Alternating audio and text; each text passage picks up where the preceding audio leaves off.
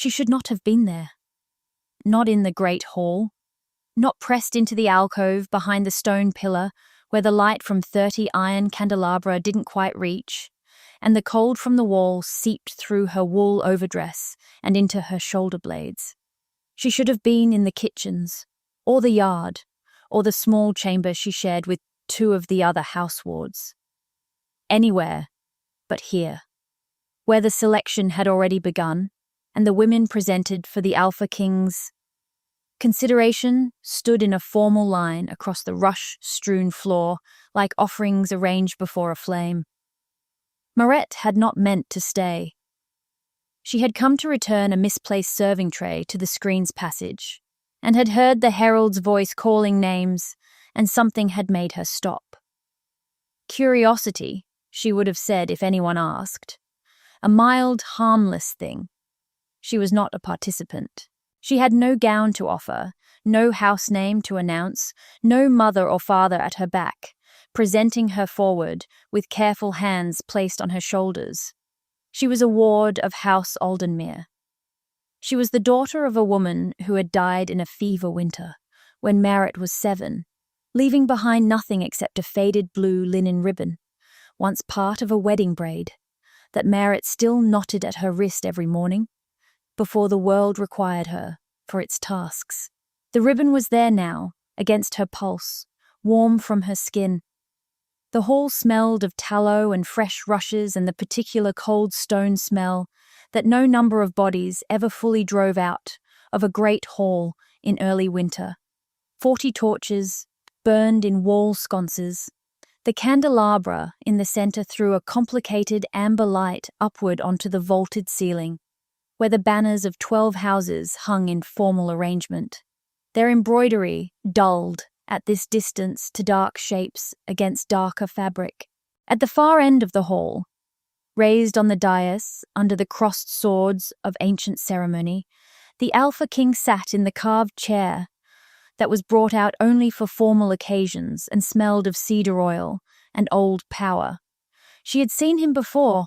Everyone in the castle had seen him, but seeing a thing and understanding it were not the same. He was perhaps 30, perhaps older, the kind of man whose face did not give its age easily. Dark hair, cropped short at the sides in the northern fashion, a jaw that looked like it had been decided rather than grown. He sat in the chair, the way men who do not need authority sit in chairs. Not forward, not performing attention, simply present in a way that made everything else in the room slightly less present by comparison. His hands rested on the carved arms of the chair. His eyes moved along the line of presented women, with an expression Marette could not name from this distance. Not coldness. Something more complicated than coldness. His name was Halvaran, the Alpha King of the 12 House Council, sovereign of the Northern and Eastern Territories, unmarried at 32, and required by the terms of his Ascension Compact to take a queen before his 35th year. The selection was not a custom. It was a legal obligation. Every noble house, with a daughter of appropriate age, had submitted a name. 25 women stood in this hall tonight, because the law said one of them would leave it as his chosen mate. She should have left when she first realized she had stayed too long. She did not leave. The herald called another name. A woman in an embroidered crimson gown stepped forward, curtsied with the practiced fluency of a childhood spent learning to curtsy, and Marette watched the Alpha King's face for a response, and found none. He nodded once, fractionally. The woman returned to the line. The herald moved to the next name on his parchment. It was Lord Aldenmere's daughter, Resant, who first noticed Marette in the alcove. Resant stood near the front of the presented women's line in a gown of deep blue that cost more than the annual wage of everyone who had helped make it. She was beautiful, in the deliberate, constructed way of women who understood beauty as a form of property, maintained and deployed with precision. Her dark hair was elaborately plaited against her skull and threaded with silver pins.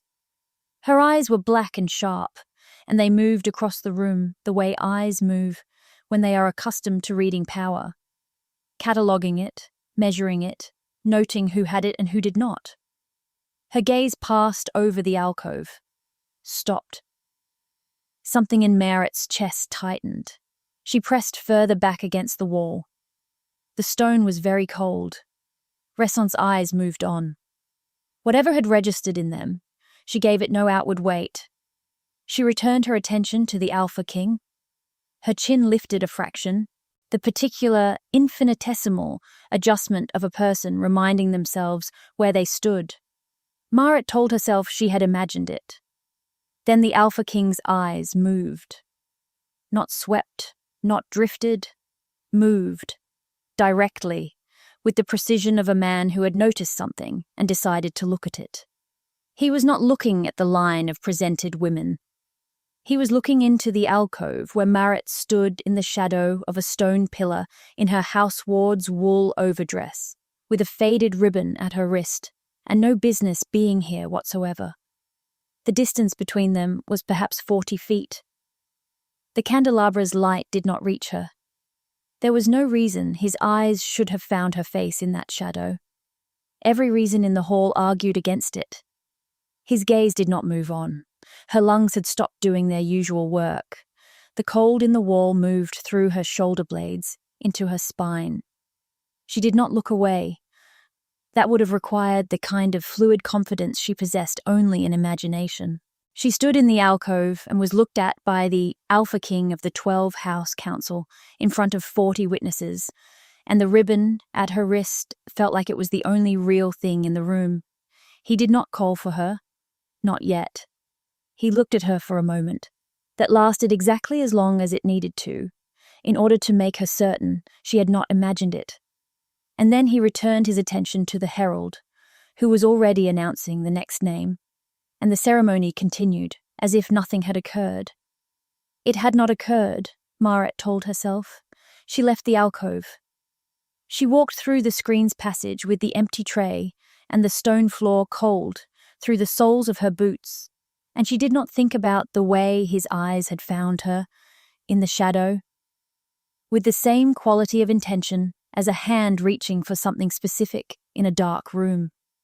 She did not think about it. She thought about nothing else for the remaining 3 days of the selection ceremony. On the 4th morning of the selection, a knight in the Alpha King's household livery came to the ward's chamber before the bells rang for the first meal and told Marit that the Alpha King required her attendance in the East receiving room at the 2nd bell. She thought it was a mistake. "There has been an error," she said. She was still holding a comb, having not yet finished the morning braid. "I am Marit of House Aldenmere's ward. I am not a presented candidate. I was not submitted in any—" "The Alpha King does not require a candidate," the knight said. He was perhaps 40, with the flat patience of a man who delivered messages for a living and had long since stopped attaching personal meaning to them. "He requires Marit of Aldenmere's ward, at the 2nd bell, in the East receiving room." A pause. "I was told to note that attendance is not compelled." This was a precise and deliberate kindness. She understood that. She understood also that an Alpha King noting that attendance was not compelled was, in its own way, the most compelling thing he could have said. She braided her hair. She wore her best overdress, dark green wool with embroidered cuffs, a gift from Lady Aldenmere, 3 winters past, that had been carefully maintained, because it was the only good thing she owned. She wound the blue ribbon at her wrist beneath the sleeve, where it would not be seen, then moved it to a visible position above the cuff, then hid it again. She was still deciding when the 2nd bell rang. The East receiving room was smaller than she had expected for a room that hosted an Alpha King. A fire burned in the wide stone hearth. 2 chairs had been placed before it at an angle, not across from each other, but side by side, the way you would place chairs for 2 people who were going to look at something together rather than at each other. There were candles on the mantel. Outside the arrow-slit window, the morning was the color of tarnished silver. He was already there. He was not in the carved chair of ceremony. He was standing at the window with his back to her, looking out at the silver sky, and for one disorienting moment, the difference between the man she had seen on the dais and the man standing at the window was significant enough to require adjustment. Without the ceremony around him, he was simply very large, very still, and wearing a dark woolen tunic that did nothing to perform its wearer's importance. He heard her enter and turned without hurry. "You came," he said. It seemed rude not to. Something moved in his expression. Not a smile exactly. The antecedent of one. "Sit down," he said, "if you want to." She sat. She was not sure she wanted to. She was not sure of anything about wanting at the moment. He came to the chair beside hers and sat, and the fire was between them and the window, and for a moment neither of them spoke. Merritt's hands were folded in her lap. She could feel the ribbon under her left sleeve where she had finally hidden it. The room smelled of pine smoke and cedar oil, and the faint metallic cold that came in through the window. "I didn't know you would be there," she said, because saying nothing felt worse. "At the selection, I was returning a serving tray. I am not a candidate. I want to be clear about that." "I know what you are," he said. The fire popped. A log shifted. "Then why am I here?" He looked at her the way he had from the dais, with that quality of deliberate attention that was the opposite of being looked at, the way she was usually looked at, which was through or past, or with the mild and unseeing gaze people reserve for furniture. He looked at her as if he had decided to.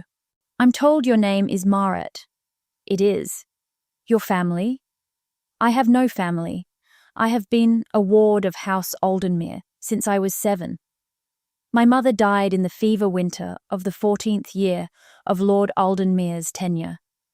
My father was a wool merchant of no particular house who died the following year of grief or drink, depending on who you asked." She delivered this information with the composed efficiency of someone who had long since stopped expecting it to land gently. "I have no family name to offer in a selection ceremony." He was quiet for a moment. "I didn't ask about a selection ceremony," he said. The fire was the loudest thing in the room. She looked at his hands. They were rested on the arms of the chair, the same way they had been on the ceremonial chair, not gripping, not performing stillness, simply placed there. There was a scar along the outer edge of his right hand, running from the knuckle of the little finger to the wrist. An old one. Whatever had made it had had time to settle into something pale and permanent. "You looked at me in the hall," she said. "Yes." "Why?" He considered the question with the gravity she had already begun to understand was habitual rather than performed. "Because something about you standing in that alcove was more alive than anything else in the room." She did not know what to do with that sentence. She placed it carefully aside. "That is not," she said, "a sufficient answer." "No," he agreed. "It's not." He stood. The movement was unhurried and large. "Come back tomorrow, the same time, if you want to." She opened her mouth to say that she did not want to, that this was a profound error of some kind, that she had work and duties and no legitimate place in any room that contained him. She closed it. She came back the next day, and the one after. By the 6th meeting, she had told him about the blue ribbon, and he had not said anything for a long moment, and then said only that it had been a long time since he had heard of a person holding onto something that small and meaning it that large. She had looked at the fire and thought that she should have kept that information to herself, and then thought that she had told him precisely because some part of her was tired of keeping it to herself. And she was not sure which of those facts was more alarming. The selection continued. The presented women attended court events and banquets, and rode out in formal procession. Halvoran attended all of it. He watched none of it, the way he watched the fire, when Marette was in the room beside him. Someone was going to notice. She already knew this. She knew it the way you know the frost is coming before it arrives. Not from a single sign, but from the quality of the air, the way everything has gotten too still. Bresson cornered her in the herb garden on the 7th morning. The garden was behind the east wall, sheltered from the wind, still holding the frost from the night before in the seams between the stone pavers. Marit had come to gather dried rosemary for the house steward, which was a task she had been given because tasks were given to her, not because anyone expected her to encounter the first daughter of House Aldenmere doing the same. Bresson was not gathering herbs. She had followed her. "You have been going to the east receiving room," Bresson said. She was wearing a fur-lined mantle over her gown, her dark hair elaborately pinned, her breath a small cloud in the cold morning air. Her voice was smooth and absolutely without temperature, which was more unsettling than anger would have been. Every morning this week, Marit kept her hands moving among the rosemary stalks. "I have duties throughout the castle. Not in the east receiving room." Bresson moved to stand where Marit would have to stop working, or be rude. Marit stopped working. "You are a ward. You have no official position that requires—" "Lord Aldenmere's household has many needs during a selection," Marit said. "You are not sent there." Bresson's voice did not change volume. It did not need to. "You go there of your own accord, I know, because I have been watching." A pause that was precisely long enough to feel like a hand pressed against a bruise. "Do you know what it looks like?" "It looks like a ward completing a duty. It looks like a ward with ideas above her station, making herself available to a man she has no right to be available to." She took a step closer.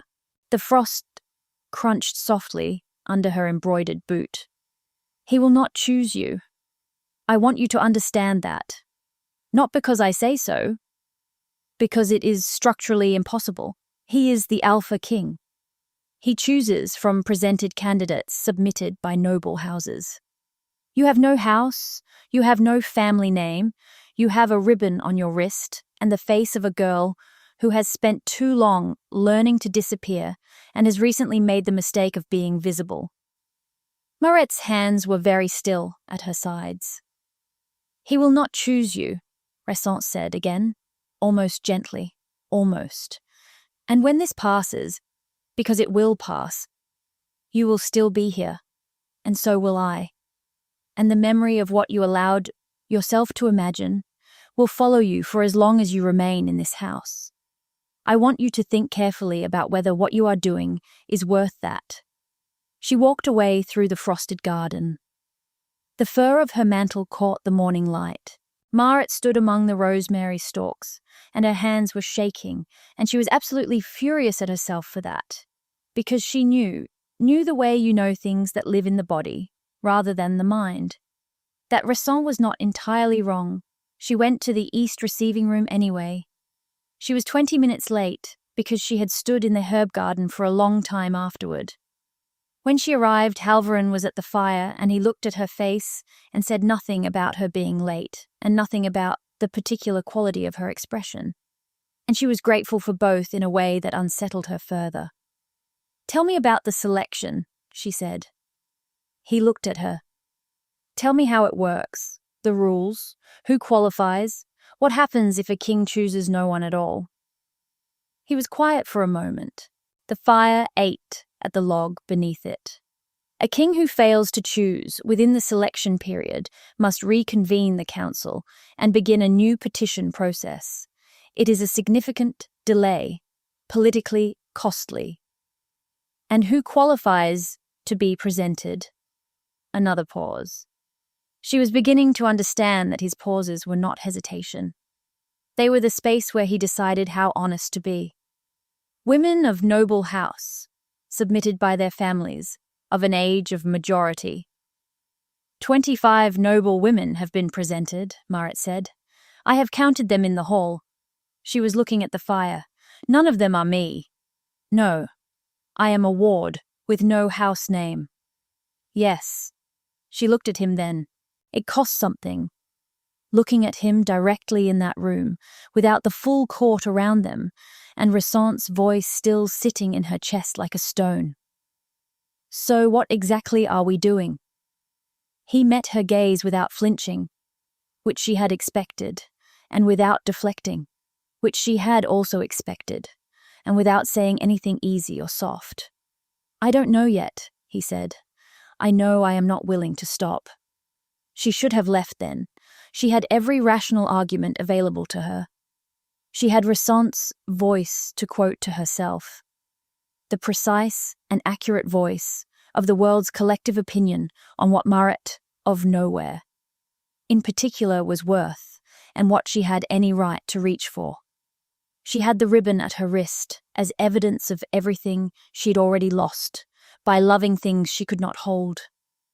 She stayed by the fire for another hour, and they talked about the castle, about the 12 houses and their political arrangements, about the winter coming. He asked her once what she had thought about as a child when she imagined leaving House Aldenmere, and she said she had not imagined leaving. She had imagined the house itself changing around her until it became somewhere she was meant to be. He was quiet for a long time after that. When she finally rose to leave, he said her name. Just that, just Marit.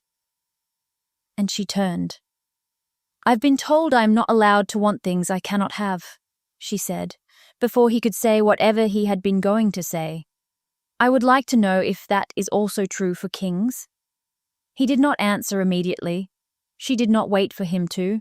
She walked down the corridor with the cold stone floor under her boots and Ressen's frost-garden voice in her head, and her own heart conducting itself with a kind of furious and terrified energy that she had absolutely no use for and could not make stop. The selection was in its second week when she found him in the castle library. She had not been looking for him. She had been looking for a copy of an estate inventory the house steward required, which was kept in the library's lower shelves among the administrative parchments, and she had come in the hour before the evening meal when the room was usually empty. The library was a narrow, high-ceilinged room, with shelves of parchment rolls and bound ledgers, and 2 reading tables with candles in iron holders.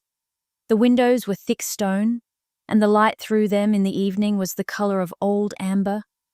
He was at one of the reading tables, with a parchment spread before him and a candle burning low at his elbow, and he looked up when she entered with an expression that was not entirely neutral, which meant he had been thinking about her. She knew this the way you know things about people who are trying to appear neutral when they are not quite succeeding. She found the inventory where it was supposed to be. She could have left. She sat down at the other reading table instead, without asking, which was the most honest thing she had done since arriving at the East receiving room the first morning. He watched this without comment. They worked in silence for a time. His pen moved across his parchment. She read the inventory. The candle between them burned. Outside, the evening bell rang once for the first turning of the watch. My mother was a wool merchant's daughter, Marit said to the inventory parchment. Not to him. To the room. She fell in love with my father at a market fair when she was 17.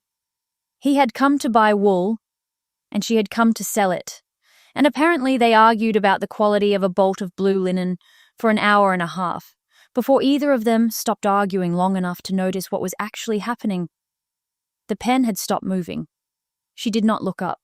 She made her wedding braid from that bolt of linen, cut a length of it, and braided it into her hair herself, because they had no one to do it for her. No family present at the ceremony, just the 2 of them and a local priest and the morning light through a chapel window.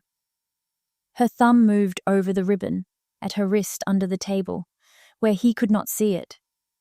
She told me she had never in her life felt more completely certain of anything than she did standing in that chapel. And then the fever winter came, and she was dead in 3 months, and my father was dead a year after that, and the bolt of blue linen was what I was left with. She turned a page of the inventory. The numbers on it had stopped meaning anything. "I'm telling you this," she said, "because I think you should understand what I am. I'm not the right kind of woman for a selection ceremony. I don't come from anything. I have been a ward in this house for 14 years, and the most valuable thing I own is a ribbon that used to be something else. And I know that Resant has already spoken to you." "She has," he said. "And I know what she said, because she said it to me first." She looked up then. His face was in the amber candlelight, half lit, the other half in shadow. And he was watching her with the particular attention that she had stopped being able to dismiss as political calculation. "She said you would not choose me because it was structurally impossible." "She is right," he said. "Under the existing selection law, a candidate must be submitted by a noble house. You have no house to submit you." The candle flame was very still. Neither of them moved. "Then what is happening in that receiving room?" she asked. "I don't know yet," he said, for the second time. And then after a pause that she felt in her chest, "I am a king. I have spent 23 years being told what is structurally possible. I am aware of the parameters." He looked at her steadily.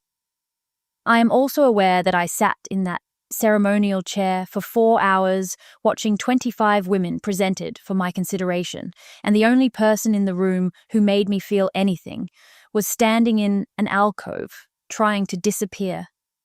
She said nothing. He continued quieter. "There is a thing in my line. Old. Older than the title, older than the council. The alpha kingship passes through blood, and the blood carries something with it. A recognition, an instinct that names one person as a mate and does not negotiate with the king who carries it. It is not a choice. It is not a preference." His eyes were on her. "I have spent my adult life hoping I would not recognize anyone. It seemed the kindest outcome. For everyone." She understood, from the flatness in his voice, that he was not speaking theoretically. "And then I looked at a tapestry," he said. She should have had something dry and self-protective to say to that. She had been building a supply of those for years. There was not a single one available to her at this particular moment. She looked at the inventory parchment. The numbers were still meaningless. "This is going to go badly," she said. "Possibly. When they find out, they already suspect. When it becomes public, I know." She looked up again. The candlelight was warm on his face, and the room smelled of old parchment and pine smoke and the cold from the stone walls. And she thought about her mother in the chapel with the bolt of blue linen, completely certain. And she thought that certainty was one of the most dangerous things in the world, because it did not protect you from anything at all. It just made you willing to be unprotected. "I'm frightened," she said. Not as a confession, as a fact delivered with the same practical clarity with which she reported inventories and completed tasks. "I know," he said. He did not tell her not to be. She liked him considerably more for that. She gathered the inventory and left. In the corridor, she stopped and pressed her back against the stone wall and breathed carefully for a moment, the way you breathe when you are trying to contain something that is substantially larger than the container. The cold came through the wall. The ribbon was warm against her wrist. She was afraid, and she was tired of running from the thing she was afraid of, and those two facts were pulling in opposite directions, with no resolution in sight. She walked to the ward's chamber. She laid the inventory on the house steward's pile. She sat on her narrow bed in the dark and looked at the faded blue of the ribbon, and thought that her mother had been 17 when she stood in that chapel, and had been dead by 30, and had still called it the most certain she had ever been of anything. And she did not know whether that was a reason to risk everything, or a reason to protect herself more carefully. She did not sleep well. By the 10th day of the selection, she knew the court had noticed. It was not announced. It never was. It moved through the halls of the castle, the way cold moves through stone, invisible and pervasive, felt before it was understood. She saw it in the way the presented women looked at her when she passed through the great hall. In the way 2 of Lord Aldenmere's senior knights watched her door when she left for the east receiving room, in the mornings.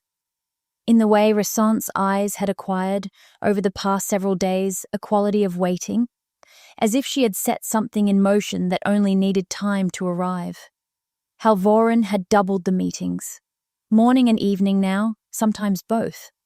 He had taken to walking with her in the east arcade in the later afternoons. A covered walkway along the inner wall, relatively private, where the wind off the valley came through the stone arches and carried the last dry leaves of autumn.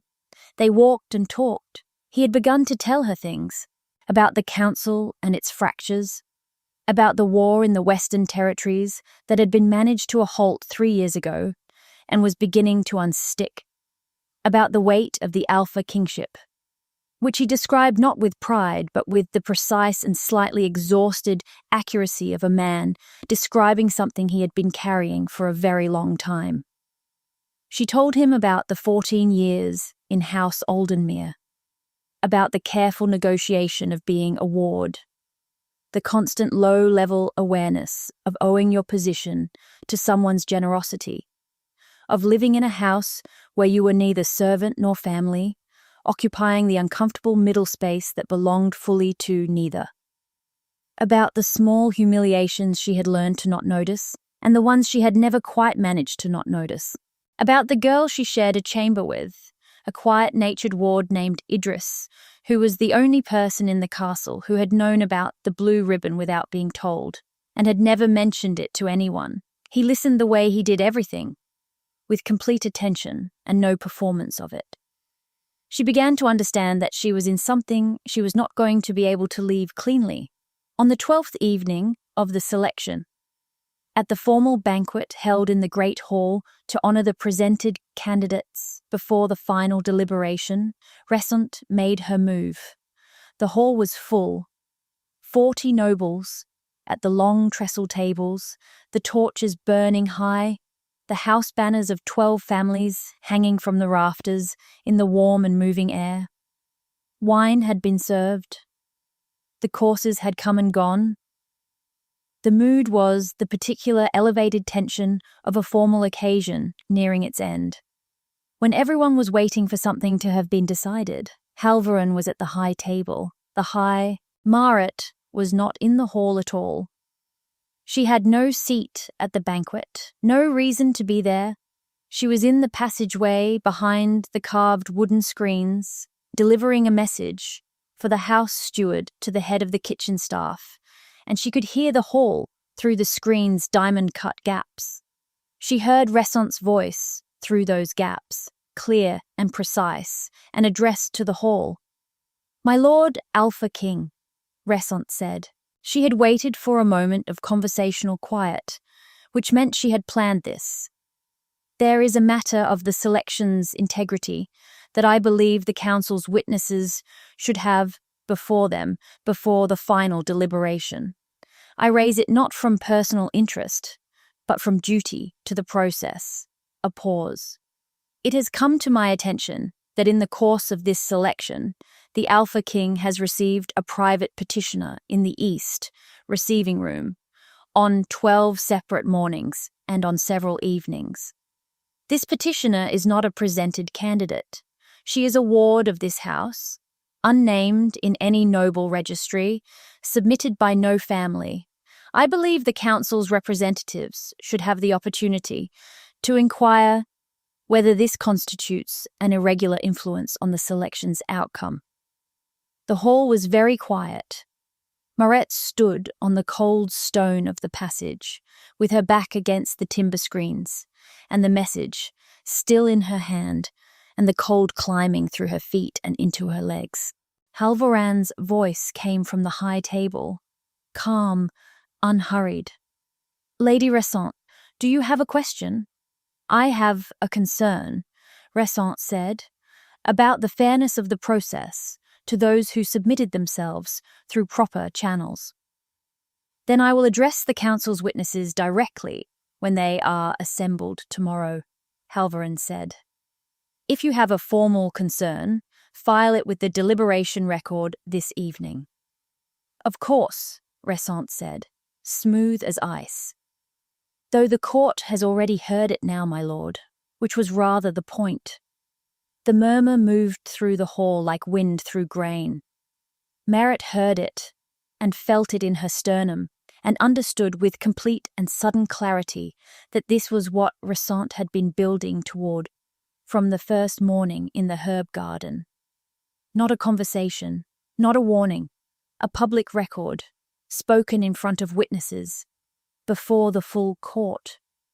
Whatever happened now, the court had heard. She went back to the ward's chamber.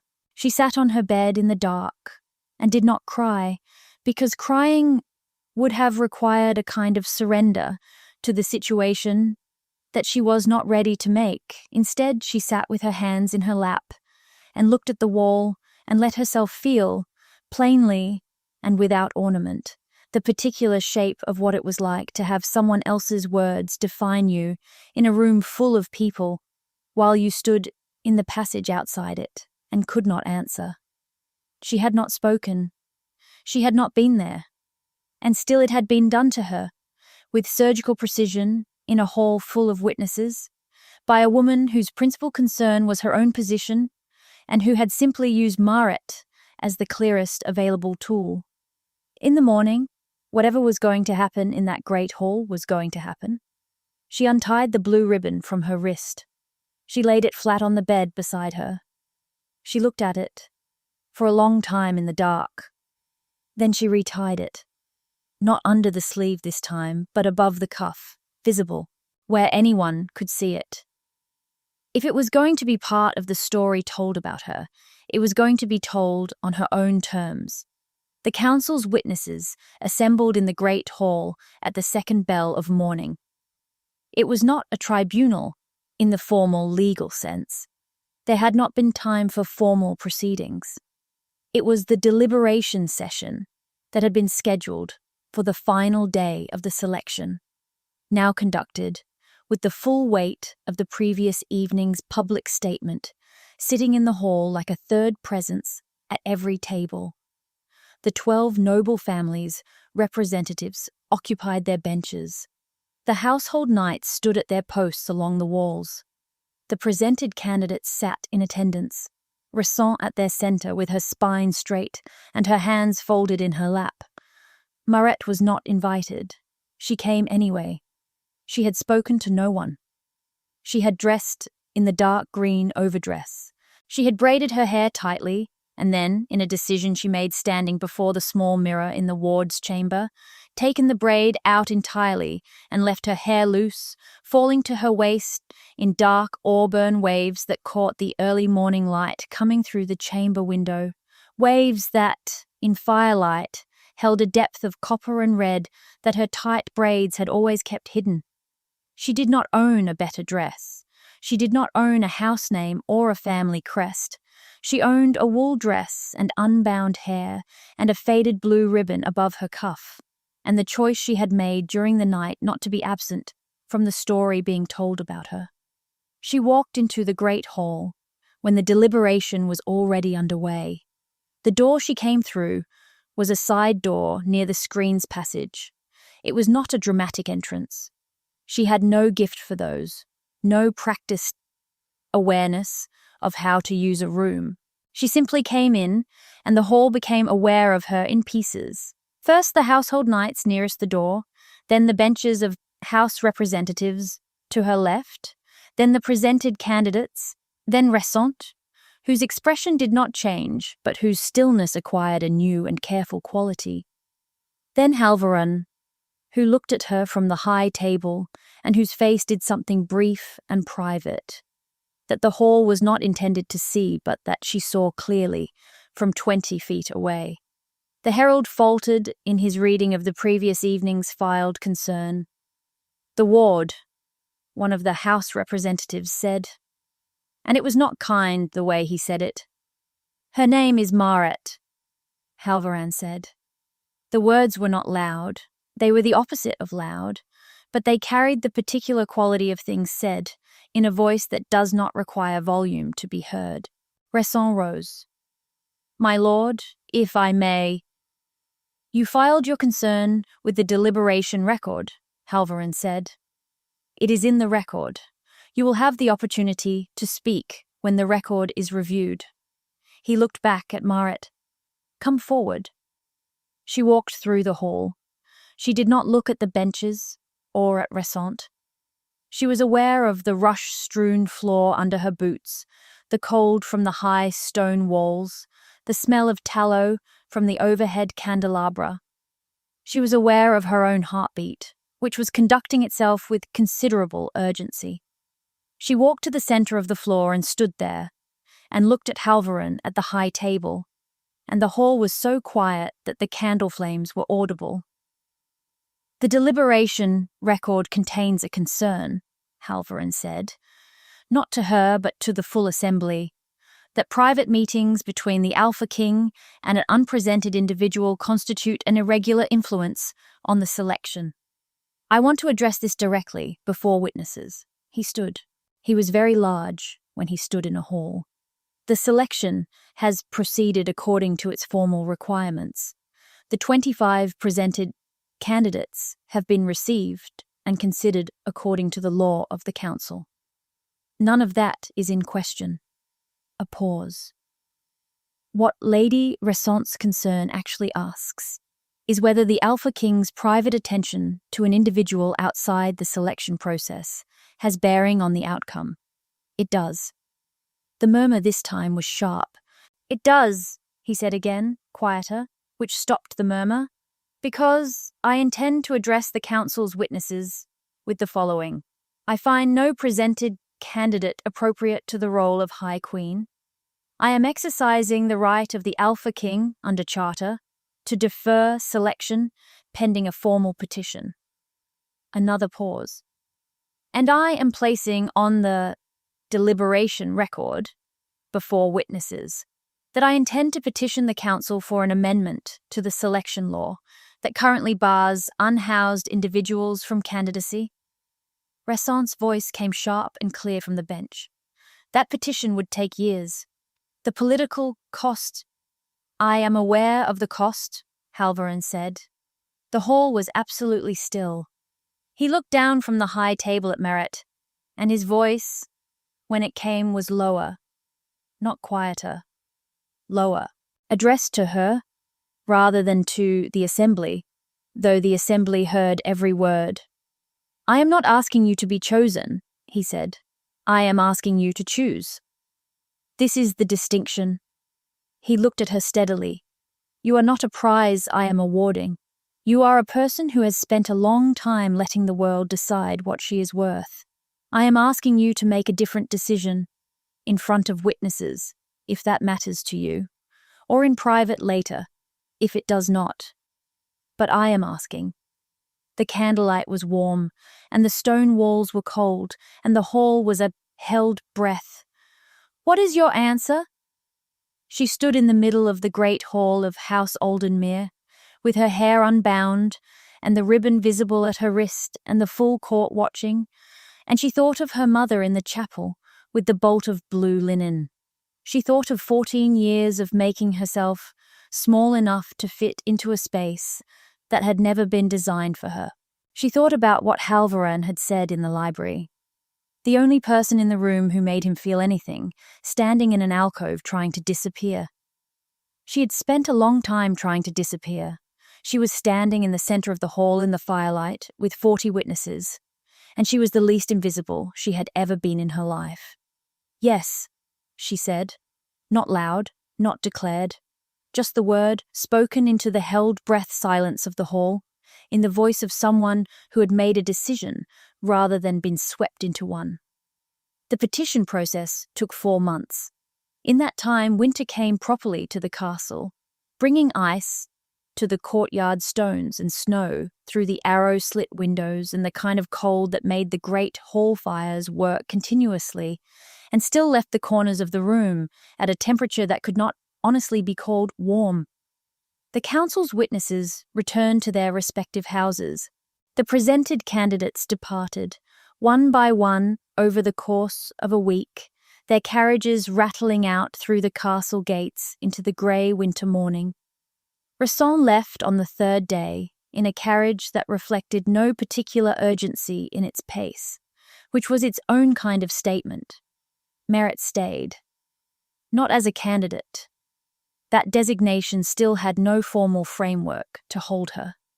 She stayed as a ward of House Aldenmere, which was what she had always been, but with the altered weight of someone whose situation had been named publicly and was now a matter of the council's record. The house treated her with the careful neutrality of people who understood that a dynamic had shifted, but were not yet certain in which direction. The household knights held doors. The kitchen staff addressed her by name, where they had previously addressed her by task. It was strange to be addressed by name. Halvoren remained at the castle through the winter, which was unusual. An Alpha King on council circuit was typically in motion, visiting houses, managing the friction between territories, visible in the way that power needed to be visible to stay power. He had council business that could have called him to the north by midwinter, and instead he found reasons to stay. Nobody said this directly. It was simply observed, with the quiet attention that courts give to the movements of powerful people. He and Marit continued their meetings in the East receiving room, and in the library, and walking the East Arcade when the afternoons were cold and bright, and the ice on the courtyard stones caught the winter light in ways that made the plain grey castle briefly luminous. He told her more. She told him more in return. Gradually, not all at once.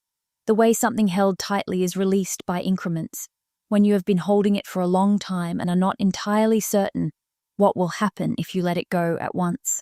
She told him about the night her mother died, the specific, precise darkness of the chamber, the sound of the fever breaking wrong instead of right, the way a neighbour woman had come in afterward and unwound her mother's wedding braid and pressed the length of blue linen into Maret's 7-year-old hands.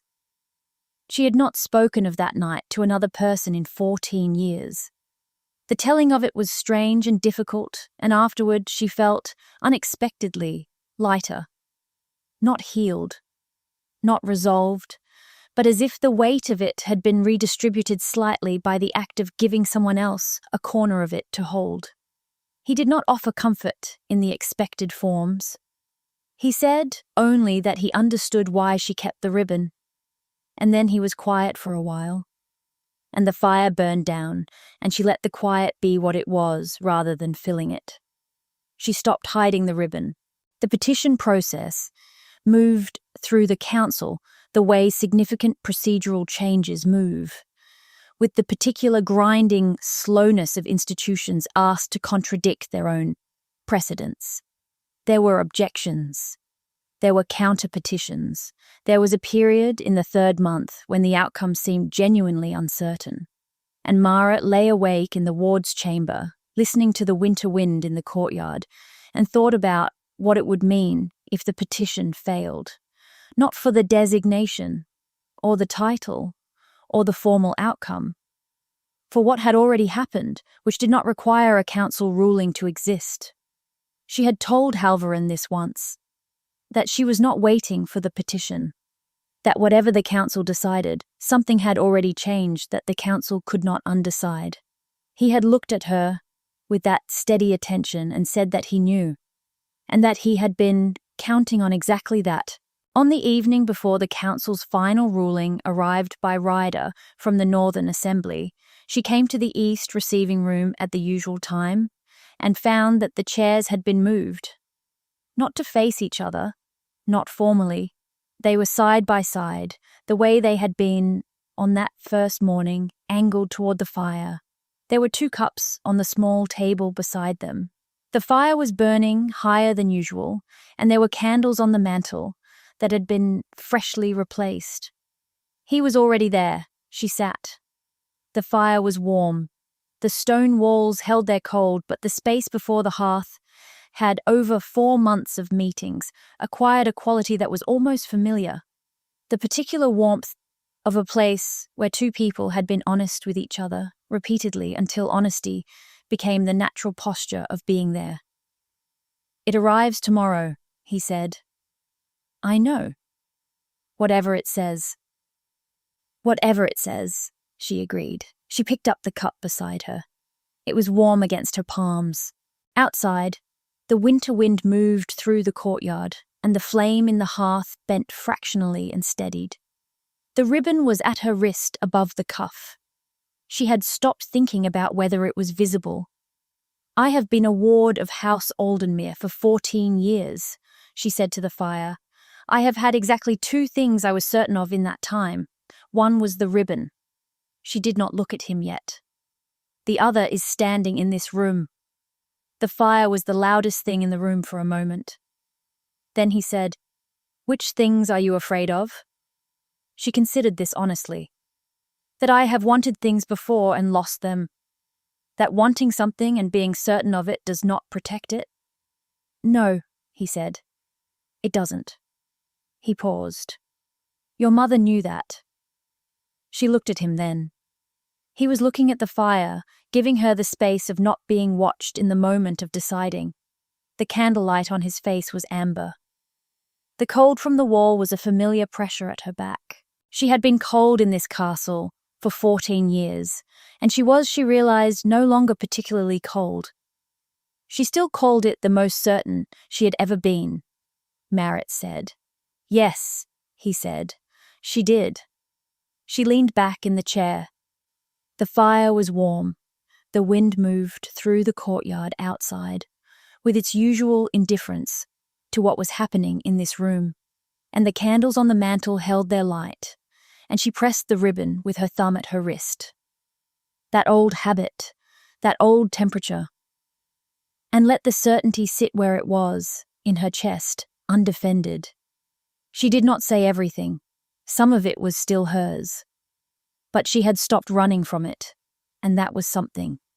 And it was enough. The rider arrived the next morning with the council's ruling in a sealed document that Halvaran read in the east receiving room, while Merritt sat in the chair beside him. When he finished reading, he set the parchment down on his knee and looked at the fire. "Well," she said, "the petition passes," a pause, "with conditions." She let out a slow breath. "There are always conditions." "There are," he agreed. Something in his expression moved. The antecedent of a smile again, and this time it finished. It was a brief thing, unrehearsed, belonging entirely to the room and the fire, and the 2 of them and no one else. "Can you live with conditions?"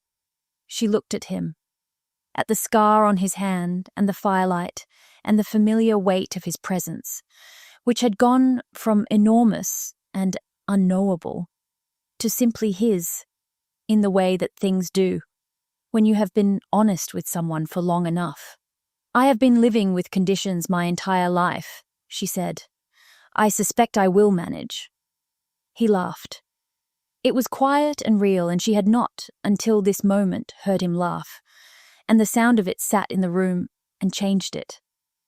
She reached across and pressed her palm briefly over the back of his scarred hand. Then she took it away, not retreating, simply choosing when, returning the certainty to herself and leaving it there, claimed. The fire burned, the winter held, and Merritt, of no house in particular, with a faded blue ribbon at her wrist and her mother's certainty in her chest, sat in the chair that had always been hers, whether anyone had said so or not, and was not afraid.